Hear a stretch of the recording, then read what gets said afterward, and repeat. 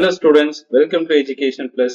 இன்னைக்கு நம்ம பார்க்க போற வீடியோ chapter 5 arithmetic progression. அதுல example 7. How many two digit numbers are divisible by 3? So two digit number எதுல start ஆகும்? 10 ல start ஆகும். எதுல முடியும்? It is ended with 99. இதுல எத்தனை நம்பர் அதாவது எந்த number divisible by 3?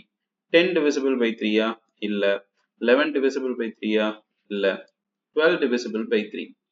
99 divisible by 3 yeah? Yes, 33 வரும் இல்லையா?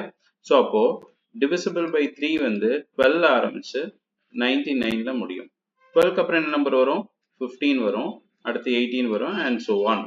இதுல மொத்தம் எத்தனை நம்பர்ஸ் இருக்கு அப்படின்றத நம்ம பார்க்கலாம். A 12 and difference 3 because 15 minus 12 3, right? AN 99. So அப்போ AN equal to A plus n minus 1 into d. AN 99, A 12 plus n தான் நம்ம கண்டுபிடிக்கணும் into 3. So 99 minus 12 n minus 1 into 3. So 99 minus 12 will get 87. இந்த 3 வச்சு இங்க divide பண்ணிடலாம். So we'll get n minus 1. So 87 by 3. So we'll get 29 equal to n minus 1. இந்த minus 1 இங்க வரும்போது plus 1. This is n. So n 30. So there are 30 numbers are there, okay, in two digit number which is divisible by 3.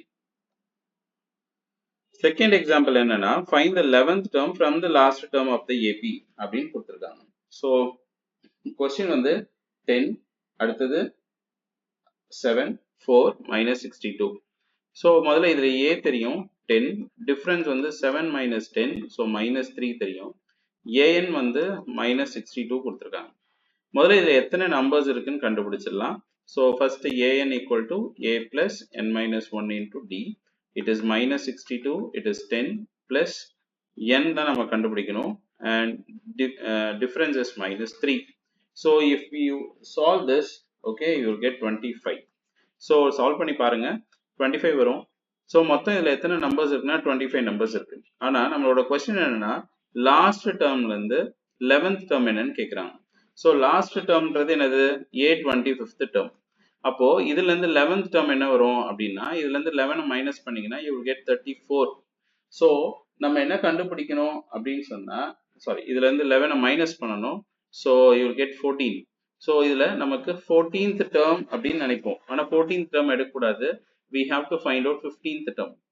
இப்போ நீங்க வேணா example try பண்ணி பாருங்க. 1 2 3 4 5 6 7 8 9 10.